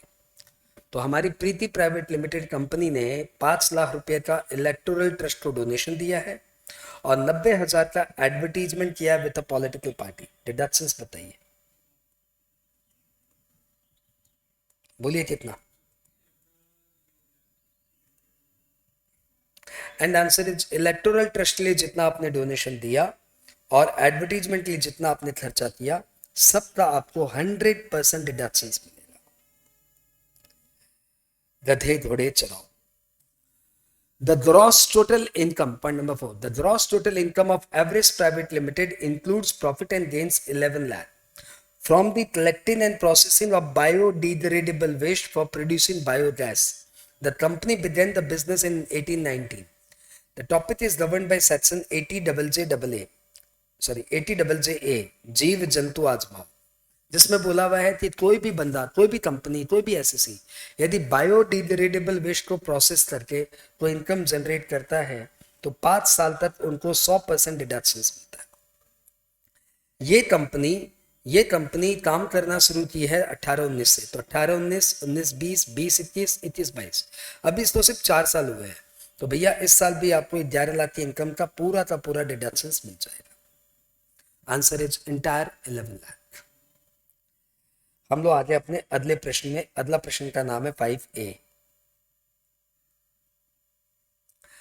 Abhijit company is a partnership firm engaged in manufacturing activity. The firm furnished to following default. ओ depreciation का समझ रहा है। तो दिया हुआ 3 block है आपके पास, plant and machinery block, furniture block and building block. ठीक है, प्लांट एंड मशीनरी ब्लॉक के लिए बोला हुआ है कि ओपनिंग WDV है 20 लाख। आपने एक नया प्लांट एंड मशीनरी लिया 10/8/22 को 10 लाख में, और एक पुराना मशीन लिया है 25/8/21 को 5 लाख में। आपसे पूछा जा रहा है compute the eligible amount of depreciation, ठीक है, तो बहुत आसान है मेरे हिसाब से। तो बिल्डिंग ब्लॉक, ओपनिंग डब्ल्यूडीवी बताओ कितना, 20 lakh, 10 lakh, 5 lakh, 20 lakh. New machinery purchase 10 lakh. तो मैं तो प्लांट एंड मशीनरी पढ़ रहा हूँ, सॉरी, बिल्डिंग ब्लॉक नहीं है, प्लांट एंड मशीनरी ब्लॉक है। अच्छा, तो फिर नीचे वाला नोट पढ़ लीजिए। Plant and machinery as on 1/4/2021 include a new machinery whose cost was 8 lakh which was acquired on 22/1/21 but put to use on 1/2/21। ठीक है, मतलब लास्ट ईयर भी आपने एक नया प्लांट एंड मशीनरी लिया था 8 लाख का, जो कि लास्ट ईयर के जनवरी में लिया दिया था, फरवरी में पुट टू यूज हुआ था। हमने बोला ठीक है भाई, ठीक है, वो इस 20 लाख में इंक्लूडेड। हमने बोला ठीक है, ठीक है। तो ये लिया दिया 10/8/22 को, मतलब लेस देन 180 डेज यूज हुआ, हाफ ईयर। फिर आपने एक ओल्ड मशीन खरीदा था, इसको आप ऐसे बोल दीजिए सेकेंड हैंड मशीन खरीदा था। सेकेंड हैंड मशीनरी आपने खरीदा है कितने का, 5 लाख का। ये अगस्त महीने में खरीदा, तो ये मोर देन 180 डेज यूज हुआ, तो टोटल आपकी वैल्यू आ गई 35 लाख। साथ में हूं। अब उसमें डेप्रिसिएशन मिलेगा 10 लाख के ऊपर 7.5% और 25 लाख के ऊपर 15%। आई होप ये बात समझ में आ गई सबको। तो ये आ गया 75,000 और ये आ गया 3,25,000, 3,75,000। इसके अलावा एडिशनल डेप्रिसिएशन मिलेगा क्योंकि आप मैन्युफैक्चरिंग फर्म हो। आपने जो इस साल नया मशीनरी लिया है 10 लाख के ऊपर 10%, 8 लाख।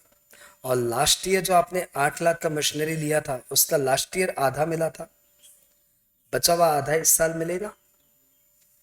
हाँ, जैसे इसका बचा हुआ आधा अगले साल मिलेगा, वैसे इसका लास्ट ईयर लिया हुआ था इस साल मिलेगा। तो क्लोजिंग डब्ल्यूडीवी आप निकाल दीजिएगा। अरे निकाल देना यार, क्यों खटवा रहा है मेरे को। अरे यार थक जाऊंगा मैं ऐसे, समझता ही नहीं है तुम। 28, हाँ, ये हो गया प्लांट एंड मशीनरी ब्लॉक। अब फर्नीचर ब्लॉक जो हमेशा बहुत आसान होता है क्योंकि ना एडिशनल डेप्रिसिएशन है ना कुछ है। 1,40,000 का ब्लॉक है, नया मशीनरी नया फर्नीचर लिया था 30/9/21 को, तो 1,40,000 ओपनिंग, 60,000 नया। कब लिया था नया, 30/9, तो 30/9 से 31 मार्च कितना दिन हो गया देखो तो, अक्टूबर का 31 गिनना पड़ेगा ना, अक्टूबर का 31, नवंबर का 30, दिसंबर का 31, जनवरी का 31, फरवरी का 28, मार्च का 31, 182 डेज हो गया। 180 दिन से ज्यादा हो गया, 180 दिन से ज्यादा होते फुल ईयर, फुल ईयर। तो 2 लाख, 2 लाख के ऊपर 20,000, क्लोज इन डब्ल्यूडीवी 180। हाँ क्या, बिल्डिंग ब्लॉक 990 तो अपनी डब्ल्यूडीवी है, 20 लाख का नया परचेज किया जिसमें 5 लाख लैंड है, और ये जो आपने परचेज किया ये 20/7/21 को परचेज किया, ठीक है। तो 990, 15 लाख की बिल्डिंग, 2490, उसके ऊपर 10%, और ये आ गया 2490, 10% आ दिया 22,41,000। तो भैया तीनों मैंने फटाफट कर दिया, बहुत आसान था। हाँ, 7 नंबर आ जाए, बम बम हो गया अपना। तो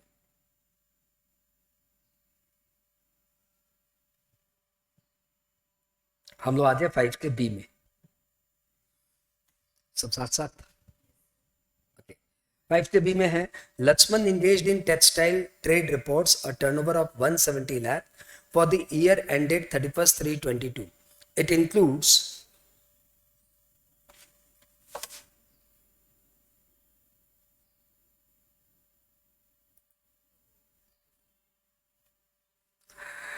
हम लोग बात कर रहे हैं क्या चीज की?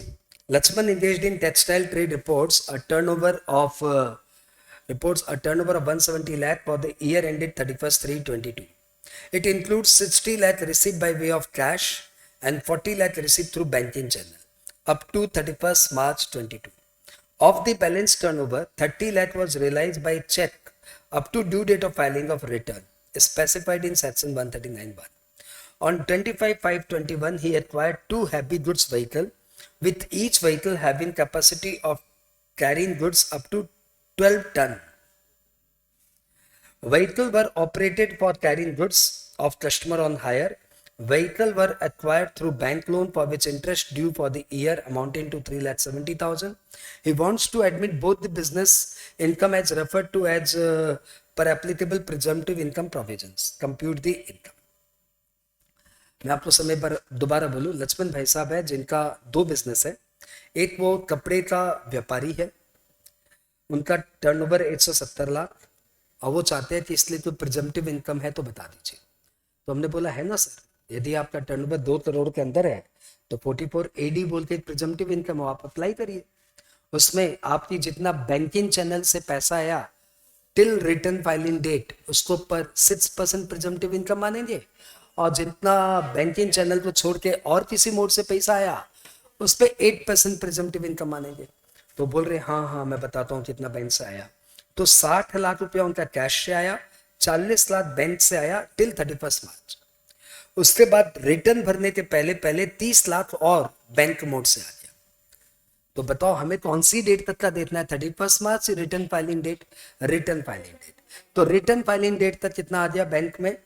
नहीं 40 और 30 70 लाख, 60 तो कैश से है। तो टोटल 170 है, टोटल 170 है।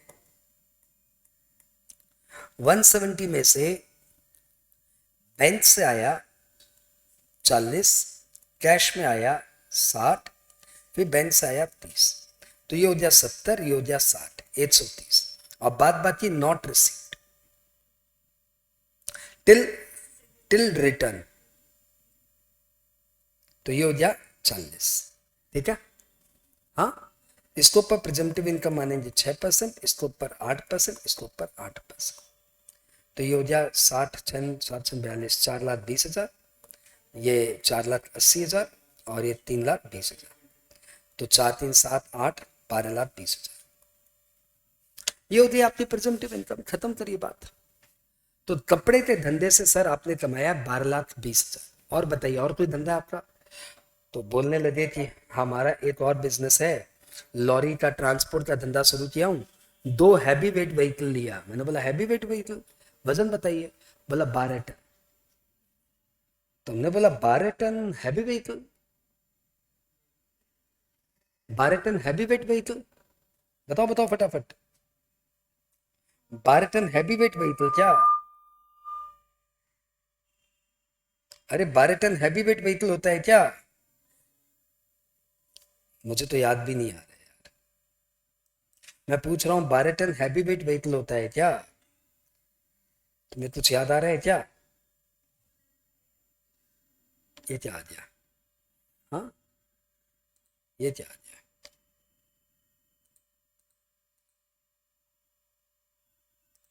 ये क्या आ गया? स्मॉल बुक कहां से बन गया? 48 डेज प्लान। मैं पूछ रहा हूँ तुम जवाब ही नहीं दे रहे हो यार। मैं पूछ रहा हूँ कि क्या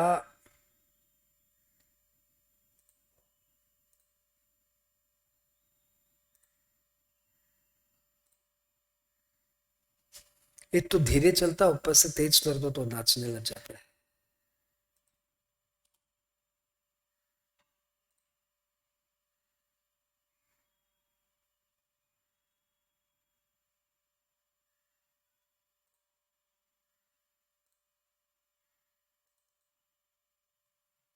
अब आया।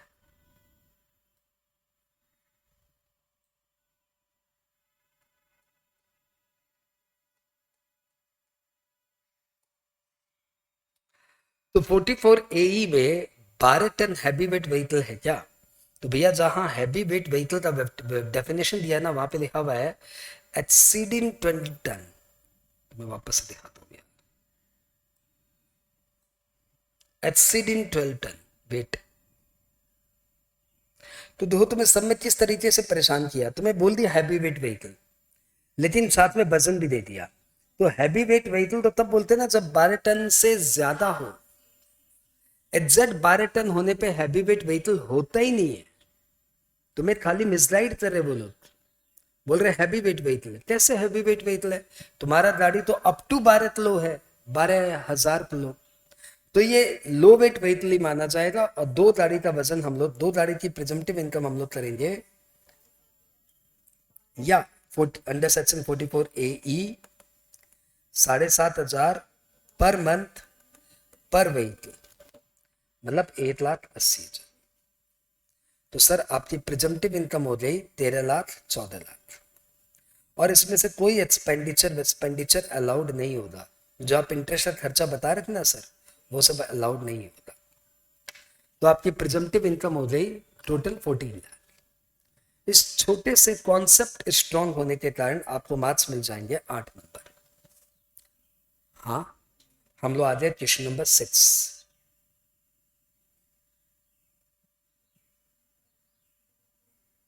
सिक्स का A, following is the profit and loss account of Ashok a resident aged 56 years. और एक पीएल दिया हुआ है और थोड़ी सी एडिशनल इंफॉर्मेशन अच्छे से दी हुई है, ठीक है, देख लेंगे। तो सबसे पहले तो नेट प्रॉफिट दिया हुआ है, मैं तो यही बोलता हूँ एक बार एडिशनल इंफॉर्मेशन पढ़ लेते हैं या मैं पूरा सम पढ़ लेते हैं। रेंट इधर जीपी दिया हुआ है, car repairing and running, income tax, medical expenditure, admin, salary, इधर cash slip from friend 35,000, profit on sale of car 20,000, by interest on income tax 1,300। He bought a car on 1st March 22 for 2 lakh by paying cash. He sold his old motor car on 8 September 21, whose written down value as on 1/4/21 was 60,000 and book value was 80,000 for 97,000. Medical expenditure given above includes medical expenditure for wife. Let out a residential house property for a monthly rate of 25,000 to Amin throughout the financial year. Municipal tax 30,000 was paid in cash in December 21. Incurred 50,000 towards medical expenditure for employees due to fire accident in business premises. Uh, this amount is included in the admin expenses. ठीक है.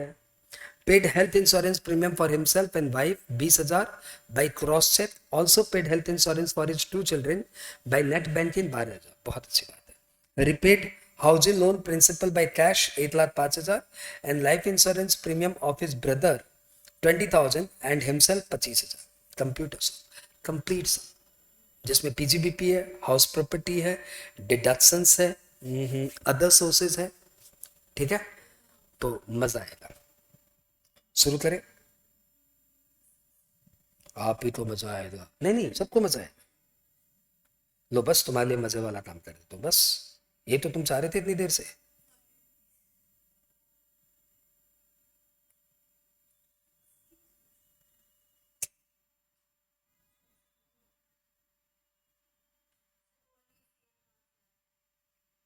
Still जैसे computer महोदय प्रकट हुई होता है ना, वैसे हमारे यहाँ पे प्रकट हो जाते हैं।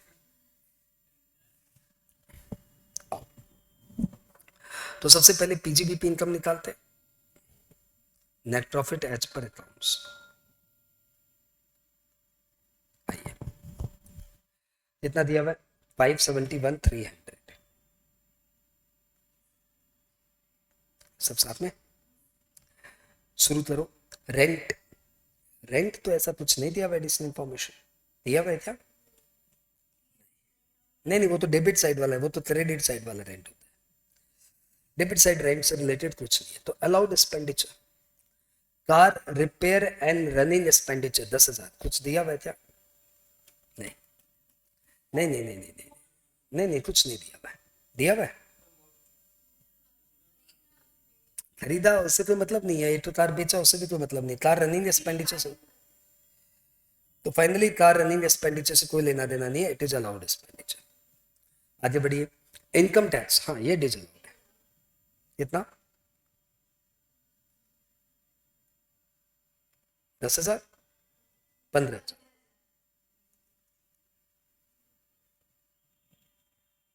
फिर दिया हुआ मेडिकल एक्सपेंडिचर 20,000, बोला हुआ 7,000 वाइफ का खर्चा। पॉइंट नंबर 3 पढ़िए। Medical expenditure given above include 7,000 for wife. तो पर्सनल एक्सपेंडिचर, वाइफ पे मेडिकल एक्सपेंडिचर, पर्सनल एक्सपेंडिचर 7,000। फिर दिया हुआ है एडमिन एक्सपेंडिचर, एडिशनल इंफॉर्मेशन में दिया हुआ पॉइंट नंबर 6 पढ़िए, नहीं पॉइंट नंबर 5 पढ़िए। incurred 50,000 towards medical expenditure for employees due to fire accident. This amount is included in the admin expenditure. Business में आग लग गई थी तो कुछ सारे एम्प्लॉइज को चोट वोट लग गई, तो उनका इलाज पे खर्चा किया, वो एडमिन में डाला हुआ है। हाँ तो सही डाला हुआ है, क्या बुरा बात है? बिजनेस का खर्चा है, अलाउड, नथिंग। तो admin expenditure nothing, allowed. Salary 90,000, कुछ नहीं दिया हुआ है, अलाउड। आगे आ जाओ। क्रेडिट जीपी तो ठीक है। कैश थ्रिफ्ट फ्रॉम फ्रेंड, ये यहां क्या कर रहा है, ये यहां क्या कर रहा है, ये यहां से हटाओ। और बताओ। Profit on sale of car, ये यहां, ये तो कैपिटल गेन का मामला है। प्रॉफिट ऑन कार, ये यहां क्या कर रहा है, इसको हटाओ। और उसके बाद interest on income tax refund है, ये यहां क्या कर रहा है, ये तो अदर सोर्सेस का मामला है। कितना है, कितना है? 1300। तो भैया आपका पीजीबीपी इनकम होने जा रहा है, एक बार देख लो एडिशनल इंफॉर्मेशन। डेप्रिशिएशन निकालना पड़ेगा। हम्म। हाँ, डेप्रिशिएशन निकालना पड़ेगा। Depreciation on car. Opening WDV बताइए, ओपनिंग डब्ल्यूडीवी बताइए। ओपनिंग डब्ल्यूडीवी तो सर नहीं दिया हुआ है, नहीं दिया हुआ है। ही सोल्ड इज ओल्ड कार, ये दिया हुआ है।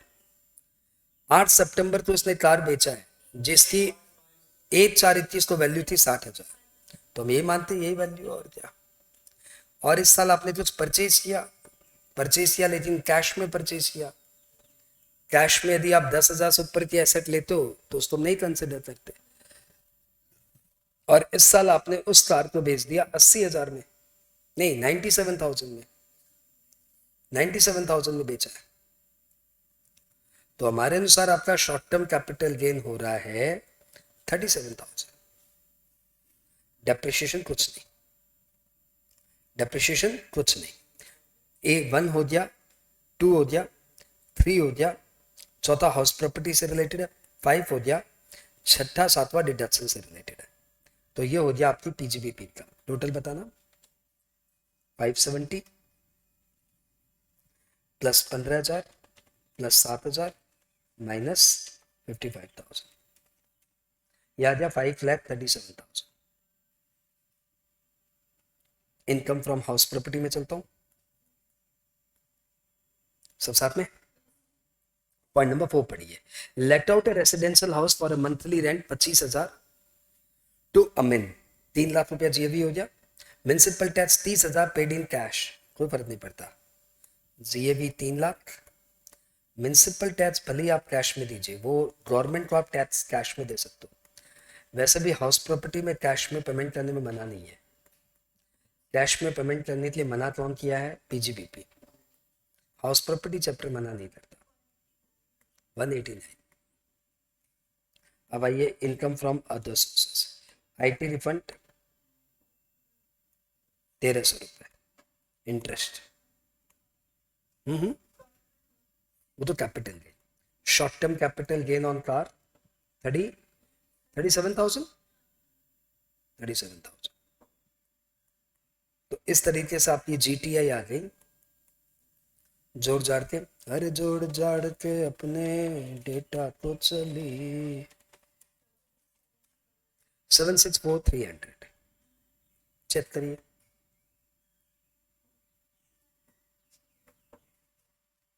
Seven six four three hundred आ दिया क्या? डिडक्शन दीजिए। डिडक्शंस लिए आप पहले पढ़िए point number 7। Repaid housing loan 1,05,000 deductions मिलेगा। लाइफ इंश्योरेंस प्रीमियम भाई के लिए दिया, डिडक्शंस नहीं मिलेगा। अपने लिए दिया, मिलेगा। तो 80 से हाउसिंग लोन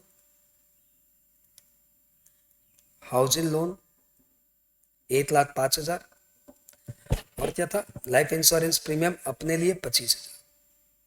और कुछ है क्या? ये बात दे रहा हूं, वो 80C से रिलेटेड नहीं है ना, है ना। तो ये हो गया 25,000। तो 80C आपका फिनिश हो गया 1,30,000 पे। अब 80D में आइए। Paid health insurance premium for himself and wife 20,000 मिलेगा। And health insurance premium for 2 children 12,000 मिलेगा। तो 20,000 प्लस 12,000, लेकिन मैक्सिमम 25,000। याद है आपका टोटल इनकम।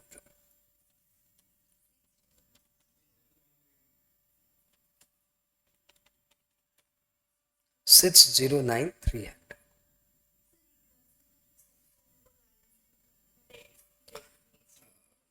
आप ये तो लिखेंगे कि कौन से सेक्शन में डिडक्शंस दे रही है। तो 80C लिखते समय आप अचानक 80D लिख देंगे। आप 80D लिखिए, उसके बाद 80C लिखिए, कोई प्रॉब्लम नहीं है। एक बार दोबारा सम देख लेता हूँ। अरे गिफ्ट छूट गया ना, कैश गिफ्ट फ्रॉम फ्रेंड, हाँ भरवा देते। तो गिफ्ट नॉन टैक्स, क्यों? क्योंकि 50,000 तक का गिफ्ट एग्जाम्प्टेड होता है। हाँ, और तो कुछ नहीं बचा। Car repair, medical expenditure, administration, net profit, bought car, medical expenditure wife का हो गया, लेट आउट रेसिडेंशियल हाउस हो गया। मेरे को लगता है ये हो गया, चलो भाई। तो 15 नंबर का सम हमारा हो गया। हम लोग आ गए अगले अगले टॉपिक में। अगले टॉपिक का नाम है पेज नंबर 7, यही तो 7 का ए में हम लोग आ गए। इजी लग रहा है?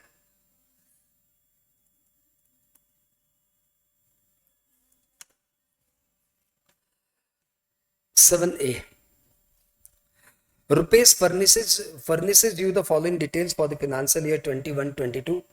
और ये मोटा मोटी मुझे लग रहा है देखने से कि पूरा income from other sources based question है। बनाते हैं। डायरेक्टर सिटिंग फी, ये तो टैक्सेबल 50। डायरेक्टर सिटिंग फी ये तो टैक्सेबल होगा 50,000।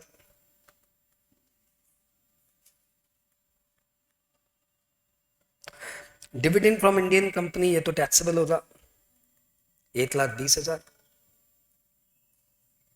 Interest on money borrowed for purchase of shares from which dividend income was earned, या ये खर्चा अलाउड होता है। याद आ रहे थे कुछ? डिविडेंड से खर्चे अलाउड होते हैं, लेकिन सिर्फ इंटरेस्ट। और कुछ याद आ रहा है? और कुछ याद नहीं आ रहा है? और कुछ भी याद नहीं आ रहा है?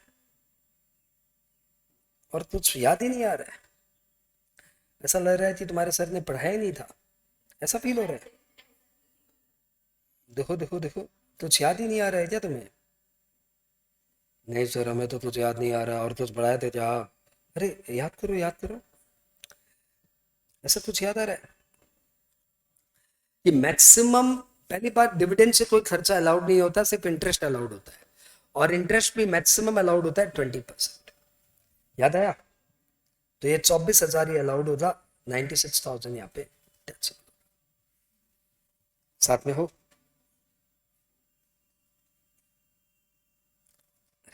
आप जाओ ना, ये आने दो। अगला साथ में। इंटरेस्ट ऑन पीपीएफ 80,000, क्या करूं?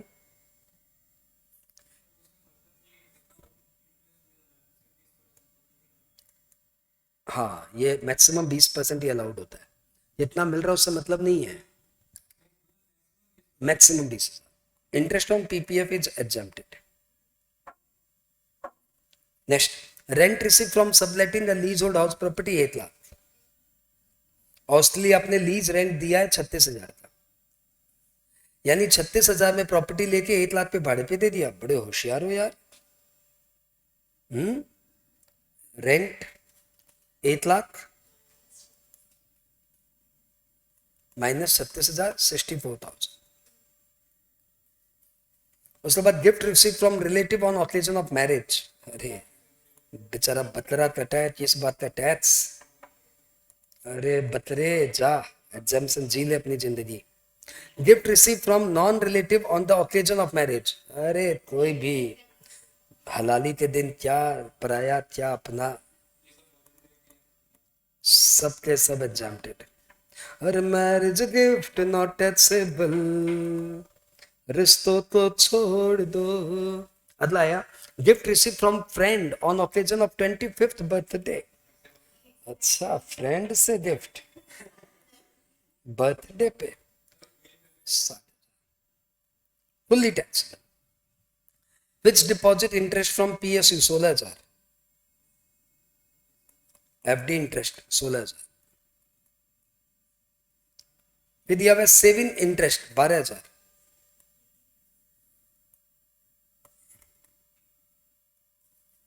फिर दिया हुआ net agricultural income from land in Malaysia.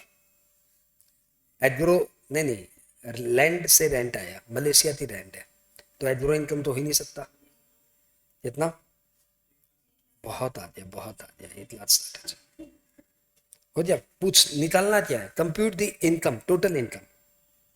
अभी निकाल देते हैं, टोटल बताइए सर। 4 लाख। यार धोखा मत दे देना।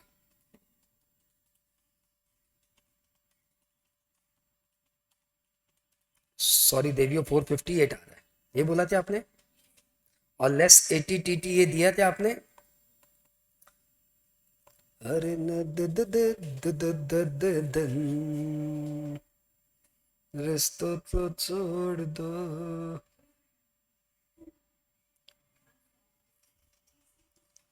हाँ, 80 TT याद आया दिमाग में, बस फाइन। तो 448 याद है आपका TI। पूरा सम आईफॉस्कोप पे बेस्ड था, हमने कर लिया फटाफट, हम लोग आगे बढ़ते हैं। अगला क्वेश्चन है 7B। State the quantum of TDS। TDS बताइए, हम लोग बता देंगे सर इसमें क्या है। TDS तो हमारा फेवरेट है, आप पूछिए। तो बोल रहे सैलरी मिला है जनरल मैनेजर को 6 लाख, हुए opted for selection of BAC। हमने बोला इसमें क्या है, सैलरी मिला है 6 लाख, हाँ, तो 2.5 लाख पे नील, 2.5 लाख पे 5% और 1 लाख पे 10%, 22,500, 4% सेस। अरे बता दो कितना, 900? नहीं नहीं, 900, 23,400 TDS डाल देना, खत्म। अगला पूछिए sir. Dividend declared by company and resident share holder eligible for dividend 60,000। हमने बोला बहुत अच्छी बात है, 60,000 पे 10%, 6,000। ये 192, ये 194, सेक्शन लिखना पड़ेगा। रिपीट, सेक्शन लिखना पड़ेगा। Interest paid by partnership firm to HUF 15,000। 194A में 15,000 पे 10%, 1500। 194A में बैंक इंटरेस्ट देता है तो 40,000 का एग्जम्पशन है, बाद बाकी इंटरेस्ट में 5,000 का एग्जम्पशन है। बैंक इंटरेस्ट देता तो 40,000 की छूट थी, लेकिन और को इंटरेस्ट दिया तो 5,000 की छूट है। Point number 4, interest paid 45,000 to a bank on housing loan by an individual engaged in business. यहां पे क्या है, इंडिविजुअल ने बैंक को इंटरेस्ट दिया है, यदि बैंक हमें इंटरेस्ट दे तो 40,000 की छूट, और हम बैंक को इंटरेस्ट दे तो नो TDS। हम यदि बैंक को इंटरेस्ट दे तो नो TDS। सेक्शन वही है 194 है, दम लगा के पूछा इन्होंने 194A से। Point number 5, payment made to contractor mister P by a company 90,000, out of which a single contract value rupees 37,000 and every other contract value was less than 10,000। इससे कोई मतलब नहीं है। कॉन्ट्रैक्ट में हमें पता है 194C हमने पढ़ा है, 1 लाख तक का कॉन्ट्रैक्ट अमाउंट हो तो एग्जाम्प्ट, और एक कॉन्ट्रैक्ट का अमाउंट 30,000 से ऊपर हो तो जाते टैक्स होगा। यहाँ पे टोटल कॉन्ट्रैक्ट तो 1 लाख से अंदर है, लेकिन एक कॉन्ट्रैक्ट 30,000 से ऊपर है, तो 37,000 के ऊपर TDS कटेगा। लेकिन 1% यदि इंडिविजुअल पे ही है और 2% है यदि कंपनी या फर्म पे ही है। तो यहाँ पे कौन पे ही है? Payment made to contractor by company, company ने पेमेंट किया मिस्टर पी को, यानी पे ही कौन है? इंडिविजुअल। इंडिविजुअल पे होने पे 370 रुपए, इंडिविजुअल पे होने पे 370 रुपए। Number 6, commission paid to a brokerage firm by a company during the year 11,000। आपको पता है 194H हराम की कमाई, 15,000 तक टीडीएस होने पे, इंटरेस्ट होने पे निल, हराम की कमाई, नो टीडीएस। सेक्शन याद है 194H। Rent paid rupees 2,70,000 by Dr. Q engaged in profession with aggregate receipt of 21 lakh for the financial year 2021। Rent paid, हमने रेंट दिया है, डॉक्टर का नाम है क्यू और उस डॉक्टर का लास्ट ईयर का रिसीट है 21 लाख। तो आपको पता है टीडीएस वही काटता है जो छोटे मोटे इंडिविजुअल एचयूएफ नहीं है। तो छोटे मोटे इंडिविजुअल एचयूएफ है ये। डॉक्टर साहब का लास्ट ईयर का ग्रॉस रिसीट 50 लाख को पार नहीं किया, या तो टर्नओवर 1 करोड़ को पास करे या ग्रॉस रिसीट 50 लाख को पार करे। तो सर जी आपका ग्रॉस रिसीट 50 लाख को पार नहीं किया, आप छोटे मोटे इंडिविजुअल एचयूएफ हो, न आप 194I में फॉल करते हो, न आपका रेंट 50,000 पर मंथ से ज्यादा है, इसलिए आप 194M में भी फॉल नहीं करते। तो रेंट पेड 2,70,000, मैं मान लेता हूं ये, हाँ ये साल का ही होगा, तो भैया नील, सेक्शन 194I। याद है क्या? 8वां, residential apartment acquired by company for accommodation by its director for 55 lakh. ओ ये तो वो आ गया यार, 50 लाख से ऊपर का प्रॉपर्टी लिए हो 1% टीडीएस कटेगा, 55 लाख के ऊपर 1%, जो भी आया। हाँ आगे बढ़े, क्वेश्चन नंबर लास्ट में आते हैं। Right short note on any 3, last में लॉलीपॉप। देखो क्लबिंग ऑफ माइनर चाइल्ड, पूरा का पूरा गाना बनाया हुआ माइनर चाइल्ड के ऊपर। Deemed owner under the head house property, 27 साल की एज में मैं पहली बार क्लब गया। Capital gain on transfer of depreciable asset, section 50। और जैसा मैं हमेशा बोलता हूँ बेस्ट जजमेंट असेसमेंट सबसे इंपॉर्टेंट है, देख लो। ठीक है, तो देख लो ये पेपर पूरा का पूरा हमने सिर्फ 1.25 घंटे में पैक कर दिया। ठीक है, best judgement assessment, assessment topic है सिलेबस में तुम्हारे, सेक्शन 144। ठीक है, सेक्शन 144, यदि आप ये 4 में से कोई फॉल्ट करते हो, नंबर 1 आपने रिटर्न टाइमली नहीं भरा, आपने 142(1) की नोटिस को रिस्पॉन्ड नहीं किया, आपने direction to get accounts audited को रिस्पॉन्ड नहीं किया, आपने स्क्रूटनी की नोटिस को रिस्पॉन्ड नहीं किया, तो डिपार्टमेंट आपका असेसमेंट करेगा to the best of its. Assessment की टाइम लिमिट है 9 months from end of the assessment year, इसके पहले डिपार्टमेंट आपको 100 नोटिस देगा। तो फाइनली ये सब हमने कर लिया है और ये हमारी क्लास आज की ओवर हुई। ऑल द बेस्ट बच्चों, 1.25 घंटे में हमने पेपर चेक कर लिया।